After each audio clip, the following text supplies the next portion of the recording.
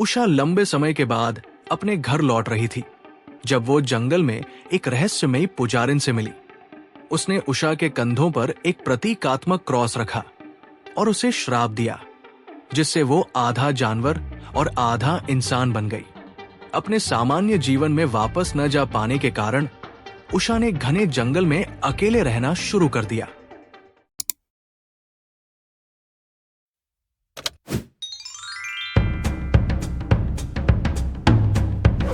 एक दिन सुबह जब राज, पास के गांव का एक युवक, जंगल में घूम रहा था तो उसने एक लड़की उषा को देखा।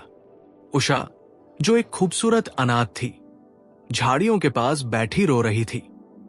उस दिन सुबह वो लकड़ी इकट्ठा करने के लिए जंगल गई थी, लेकिन एक छोटी पहाड़ी से फिसल गई, जिससे उसका पैर बुरी तरह घायल हो गया और वो चलने में असमर्थ हो गई। राज को उषा पर दया आई और उसने उसे अपने घर तक पहुंचाया। उसने उसकी चोटों का ध्यान रखा और दोनों के बीच दोस्ती हो गई। समय के साथ उषा ने राज के लिए भावनाएं विकसित की। उसने उसकी दयालुता को प्रेम समझ लिया, लेकिन राज उसे केवल एक अच्छे दोस्त के रूप में देखता था। राज की सच्ची भावनाओं से अनजान उषा ने अपनी सबसे अच्छी दोस्त श्रेया को अपने प्यार के बारे में बताया। श्रेया भी अनाथ थी, लेकिन एक धनी परिवार से थी। वो अपने स्वर्गीय माता पिता द्वारा छोड़े गए एक बड़े घर में अकेली रहती थी। एक दिन जब श्रेया उषा के घर आई तो वो राज से मिली। राज तुरंत श्रेया के आकर्षण से प्रभावित हो गया और उषा से उसकी दोस्त के बारे में पूछने लगा। उषा, जिसका दिल टूट गया और जो ईर्ष्या से जल रही थी, समझ गई कि राज को श्रेया से प्यार हो गया है। जैसे जैसे राज और श्रेया करीब आए और शादी कर ली, उषा के विश्वासघात के भाव और तीव्र हो गए। उषा ने बदला लेने की कसम खाई और कहा, मैंने पहले राज को देखा था, लेकिन श्रेया ने मुझे धोखा दिया और उसे छीन लिया। देखते हैं उनकी खुशी कितने दिनों तक रहती है। उषा वो नहीं थी जो वो दिखती थी। वो मालगढ़ नामक पड़ोसी गांव की जासूस थी, जिसे उद्यगढ़ की जानकारी इकट्ठा करने के लिए भेजा गया था। कई वर्षों से वो गुप्त रूप से विवरण अपने गांव के बुजुर्गों को दे रही थी। शादी के कुछ महीने बाद श्रेया गर्भवती हो गई। दोनों पति पत्नी माता पिता बनने की सोच से बहुत खुश थे। ईर्ष्या से जलती हुई उषा ने राज और श्रेया को नष्ट करने की साजिश रची।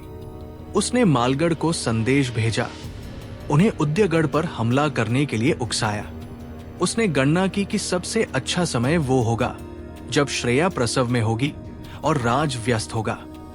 एक शांत चांदनी रात में जब ग्रामीण सो रहे थे, मालगढ़ के योद्धाओं ने उद्यगढ़ पर आक्रमण किया और घरों और बाजारों में आग लगा दी।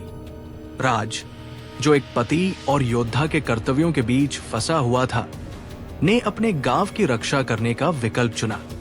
श्रेया एक दाई के साथ अकेली प्रसव के दर्द से जूझ रही थी। घंटों के दर्द के बाद श्रेया ने एक स्वस्थ बच्चे को जन्म दिया। इस बीच राज ने हमलावरों को सफलतापूर्वक हरा दिया और विजयी होकर घर लौट आया। रास्ते में वो फिर से पुजारिन से मिला। उसने उसे पिता बनने की बधाई दी, लेकिन उसे चेतावनी दी, आगे खतरा है। अगर तुम लंबे जीवन की कामना करते हो तो कभी शराब न पीना। राज उलझन में था, लेकिन उसने पुजारिन की चेतावनी मानने का निश्चय किया। उषा, जो राज को नुकसान पहुंचाने के लिए बेताब थी, ने उसकी और श्रेया की पुजारिन के साथ बातचीत सुन ली। उसने उसकी कमजोरी का फायदा उठाने की योजना बनाई। दोस्त होने का नाटक करते हुए उषा श्रेया के घर शराब की एक बोतल छिपाकर ले गई। खाना तैयार करने में मदद करते समय उसने चुपके से राज के खाने में शराब मिला दी। उस रात राज ने खाना खाया और गहरी असामान्य नींद में चला गया। जैसे ही राज बेहोश था, मालगढ़ के योद्धाओं ने फिर से हमला किया।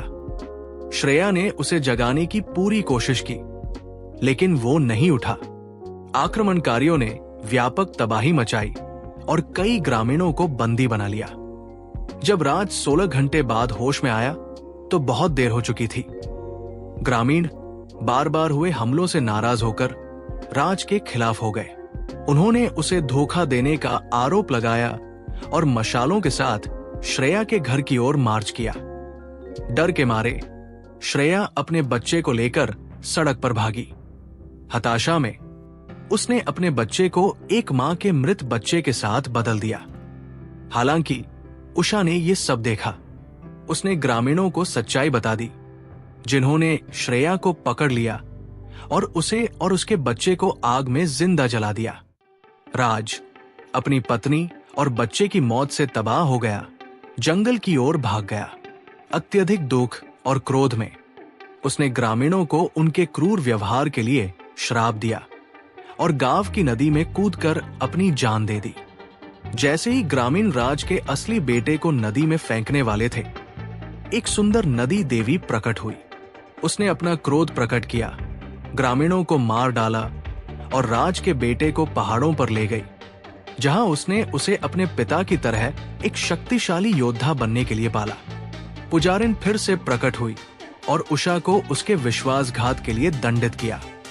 उसने उषा को आधा जानवर और आधा इंसान बनने का श्राप दिया, जिससे वो हमेशा के लिए दर्द और अकेलेपन में जीने के लिए मजबूर हो गई।